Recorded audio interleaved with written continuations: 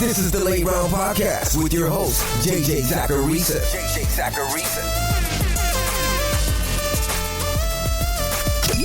What's up, everyone? It's JJ Zacharisa, and this is episode 941 of the Late Round Fantasy Football Podcast, sponsored by Underdog. Thanks for tuning in. Before I get to these mailbag questions, I want to remind you to check out Underdog. Over on Underdog, you can play Pick'em in Champions mode, and of course, you can do snake drafts each week. Just looking at the lobby, there are literally over 20 drafts you can join right now for this week's slate. To check it all out, head to underdogfantasy.com and sign up with promo code LATEROUND. That'll get you a deposit offer. It's also going to get you a link to my rest of season rankings. Those are updated for you every Tuesday. That's only if you sign up with promo code LATEROUND, make a deposit, and start playing. Now let's get to these mailbag questions. The first question this week is from Twitter. It's from @Tberg_Trey4. It says, when talking trades and selling players high, I often hear fantasy analysts say, wait until next week because they have a good matchup this week. Shouldn't you be using this good matchup as a case to help you sell the player? Thanks for tuning in to my question. So I've said it before, I'll say it again. Calling a player a buy or a sell, it's not as easy as it sounds, because everyone's going to have a different feel for how that player is valued within the market. We unfortunately don't have some generally accepted cost for each player during the season like we do at the beginning of one. Which at the beginning of one, it's average draft position. We kind of have that with rest of season rankings, but it's just not as readily available as ADP data is. Now with that in mind, I think you can really approach this in both ways. The reason I like to throw the caveat of he has a good or bad matchup this week, so be aware of that, is because people are reactionary. So if a player's a sell high and that player has another good matchup upcoming, after that next week, people might end up liking him that much more. And that's not always pushed into his cost if you're just saying, oh, hey, look, he has a good matchup this week too. Like if a running back's a sell, but he's facing the Panthers this week, I'm probably going to hesitate calling him a sell because we know that matchups against the Panthers tend to be great news for running backs. We're playing probability. We know that running backs, when they face Carolina, they perform better than their season-long average. Now you can tell your league mate, hey, this back gets Carolina this week too. And maybe that's going to help your case. If that happens, then okay, sell him. But in my experience, fantasy football managers want to see production. They don't want to buy with the intent to forecast that production. It's why buys and sells are almost always based on production itself. We're trying to find players who are over or underperforming, usually based on their underlying metrics. So you can do this.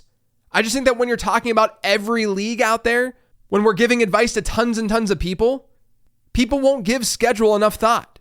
They won't care enough about that upcoming matchup. They just want to see production. The next question is also from Twitter. It's from @BigE_Houston. All it says is, Xavier Legette thoughts? So when we look at the metrics, I think it's kind of a mixed bag for Xavier Legette. PFF right now has him with a pretty mediocre grade. His yards per route run this season, it's only 1.16. When you look at rookie wide receivers since 2011 who have yards per route run rates below that 1.2 mark, you're not looking at many hits. Davante Adams is the go-to with this kind of analysis. I actually talked about him earlier this week when doing similar analysis with Cedric Tillman. But outside of Davante Adams, it's really only like Darnell Mooney. Now the season's not over, that number can improve. He's also working with not so great quarterback play. But you can also compare his number to other players on the team. And it's not better than other players on the team.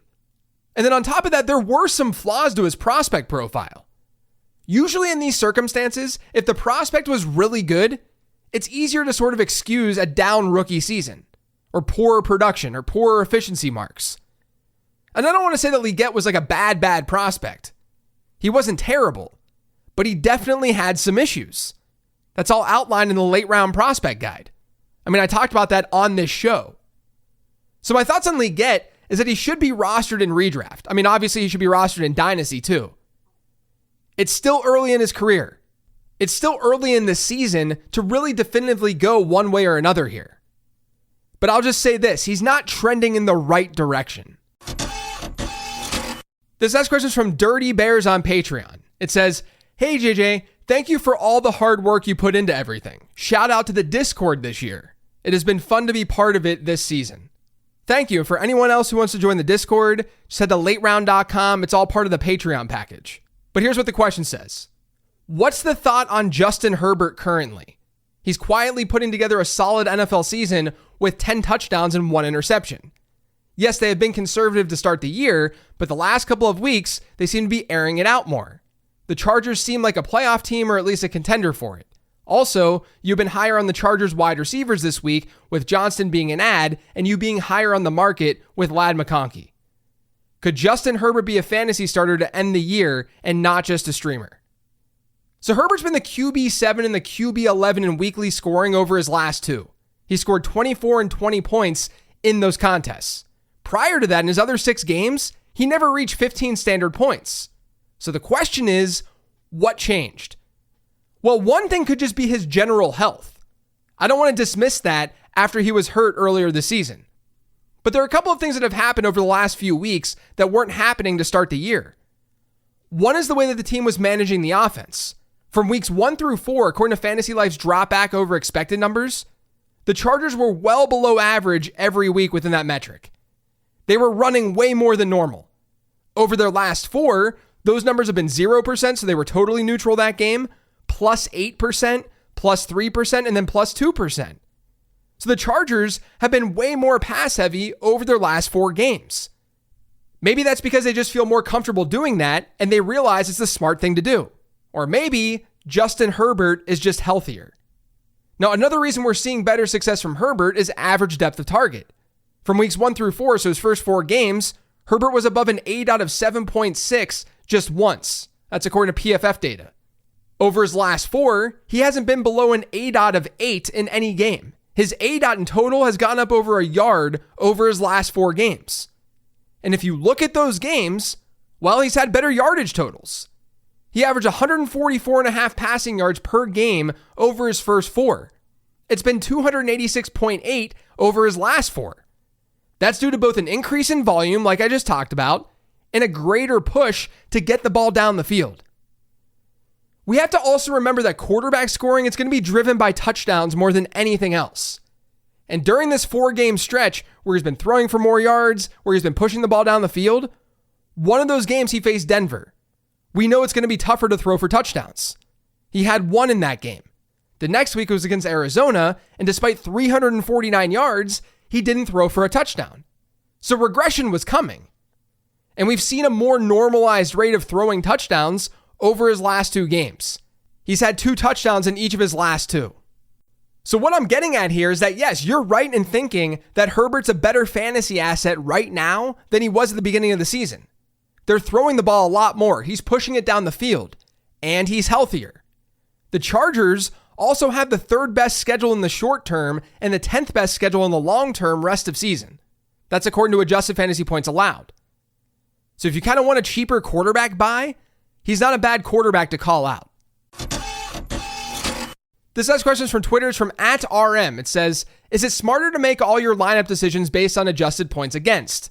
Meaning, regardless of weekly rankings. Sometimes I personally adjust my lineup solely based on average/adjusted points against, especially looking at the last 4 games. But is that smart? So I know not everyone who listens to these podcast episodes will then listen to late round perspectives. Just like late round perspectives listeners won't always listen to shorter late round podcast episodes. But the episode that I did with Dwayne McFarland about a month ago, I think it can help you guys out a lot with matchup related questions, or at least with matchup related data. Matchup data is important. I use it all the time. We want players in good matchups. But if you listen to my sleepers episode or any other analysis that I do, I'm always going to lead with the player, his talent, his volume, his role in his offense. When I don't do that, it's usually because it's a generally accepted idea. We generally know what that player's role is. Now, I don't think that you should be making start-sit choices solely based on matchup. By this logic, you'd be starting Ricky Pearsall over Terry McLaurin. I don't think anyone's going to do that right now. Even if Pearsall has a chance to outscore him, and even if he was a sleeper for me this week, logically, you're still playing Terry McLaurin in a tougher matchup over Ricky Pearsall. because you're leading with the player and his talent profile and his projected volume. Matchups are then layered on top of that. But listen to that Perspectives episode that dropped early October. It definitely should help. This next question is from Patreon. It's from Hare Hensley 11. It says, "Hey JJ, Jahmyr Gibbs had his lowest snap share of the season in week 9. Do you believe this may be his type of usage moving forward, or was the Green Bay game a one-off?"